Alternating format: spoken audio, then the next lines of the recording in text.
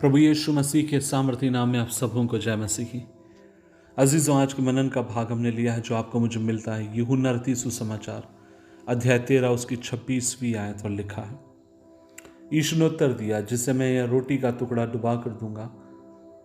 और उसने टुकड़ा डुबाकर शिमोन स्कोर्ती के पुत्र यहूदा को दिया और टुकड़ा लेते ही शैतान उसमें समा गया। तब यीशु ने उससे कहा, जो कुछ तू करता है तुरंत कर। अजीजों, हम सब लोग इस बात को जानते हैं और वो ये है कि प्रभु यीशु मसीह की सेवकाई के मध्य में, खासकर जब वो 12 शिष्यों के साथ अपनी सेवकाई को कर रहे थे, और आप और मैं पाते हैं कि उन सब के बीच में प्रभु यीशु मसीह बार बार अपने चेलों को अवगत कराते हैं, बार बार अपने चेलों को सावधान कराते हैं। और यहाँ पर आप और मैं देखते हैं कि यीशु मसीह जिस रात में पकड़वाए जाने वाले थे, वे रोटी का टुकड़ा लेकर अपने चेलों को देते हैं और कहते हैं कि जो मुझे पकड़वाएगा उसे मैं डुबो कर देता हूँ। और हम जानते हैं कि यहाँ पर यहूदा इस्करियोती ने को टुकड़ा दिया गया, जिसने यीशु मसीह को कुछ देर के बाद वो पकड़वा देता है। लेकिन इन चीज़ों क्या आप कल्पना कर सकते हैं? और कई बार जब मैं इस वचन को सोचता हूँ तो सचमुच मेरे लिए कई बार कल्पना से बाहर होता है। और ये है कि एक व्यक्ति जो 3.5 साल उद्धारकर्ता के संग रहा, जिसने बड़े बड़े अद्भुत काम देखे, जिसने बड़े बड़े परमेश्वर के चमत्कार देखे, इन सब के बावजूद भी वो कुछ सिक्कों के लिए, चंद सिक्कों के लिए अपने उद्धारकर्ता को कैसे बेचने पाए। और तब एक बात मैं समझता हूँ और वो ये है, यहूदा इस्करियोती शायद शुरू में एक अच्छा इंसान होगा, लेकिन बाइबल हमें ये भी बार बार उसके बारे में बताती है कि वह चंदे की, ऑफरिंग की थैली में से चोरी किया करता। मैं इस बात पर विश्वास करता हूँ, शुरू में वो ठीक रहा होगा, लेकिन धीरे धीरे पैसा उसकी कमजोरी बन गया होगा। शायद वो चोरी करता होगा और शायद वो अलग तरीके से पैसा कमाने की खोज में रहता होगा। और धीरे धीरे आप और मैं देखते हैं यह बात उसके जीवन के लिए एक मजबूत गढ़ बन गई, एक स्ट्रांग होल्ड बन गई, जिसके ऊपर वो जय नहीं पा पाया।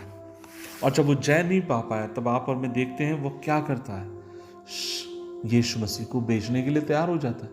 और शैतान ने क्या किया? शैतान ने उसके मन में एक मजबूत किले को स्थापित किया। अजीजों, क्या आप इस बात को जानते हैं? जब शैतान एक मजबूत किले को आपके मेरे जीवन के भीतर या थॉट को स्थापित करता है, तब वो आपकी मेरी क्रिएटिविटी को मार देता है, आपकी मेरी सोचने की, समझने की शक्ति को खत्म कर देता है। लेकिन हमें चाहिए, जब कभी हमें ऐसा लगता है कि कोई चीज हमारे जीवन के अंदर घर कर रही हो, या जब कभी हमें ऐसा लगे कि कोई ऐसी बात जो हमारे जीवन के लिए खतरा साबित हो रही हो, अजीजों, ऐसी बातों को आपको मुझे अपने जीवन से दूर करने की जरूरत है। किसी ने इस तरीके से कहा कि अगर आप जीवन में सबसे ज्यादा किसी चीज में अगर एंजॉय करते हैं तो वो पाप में करते हैं। आप जान रहे होते हैं कई बार कि पाप है, लेकिन फिर भी क्योंकि आपको सबसे ज्यादा आनंद उससे मिलता और आप अपने आप को वहां से छुड़ा नहीं पाते हैं।